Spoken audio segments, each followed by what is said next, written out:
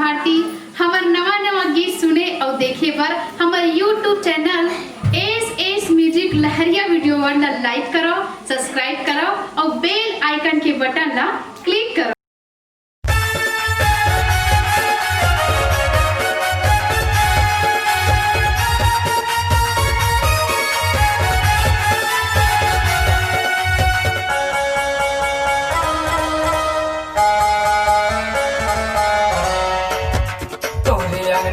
फुलवारी हो कोनो दुर्गा कैथे हो, कोनो काली कैथे हो, कोनो दुर्गा कैथे हो, कोनो काली कैथे हो।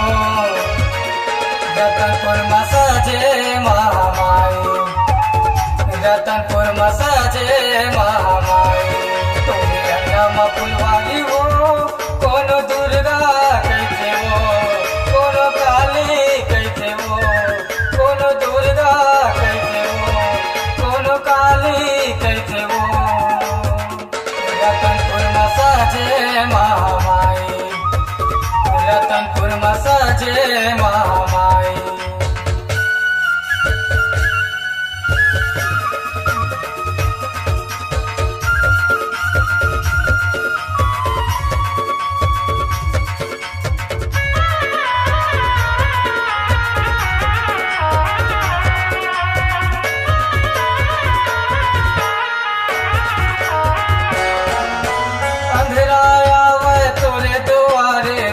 बना दे के मोर दाए हो, महू तोरे लइका हो दाए बेंतेला सुन ले के महामाई हो। अंधेरा आवे तोरे दुआरे बिगड़ी बना दे के मोर दाए हो, महू तोरे लइका हो दाए बेंतेला सुन ले हे महामाई हो।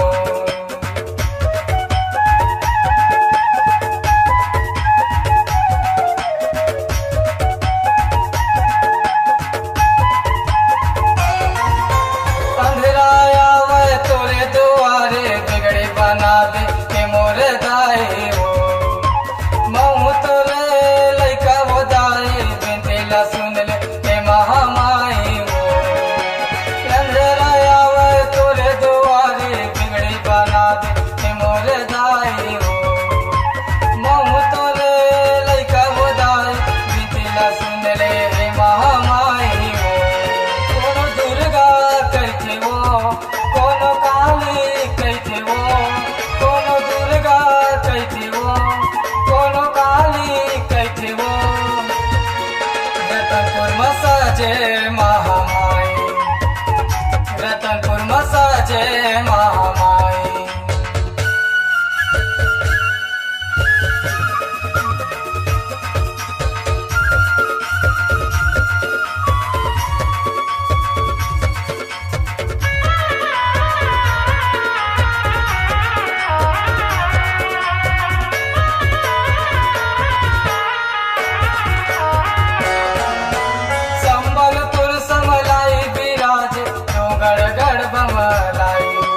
रायपुर माँ बंजारी बिराज दूरी के कोस काई, संबलपुर समलाई बिराज डोंगर गढ़ बमलाई। रायपुर माँ बंजारी बिराज दूरी में कोस काई।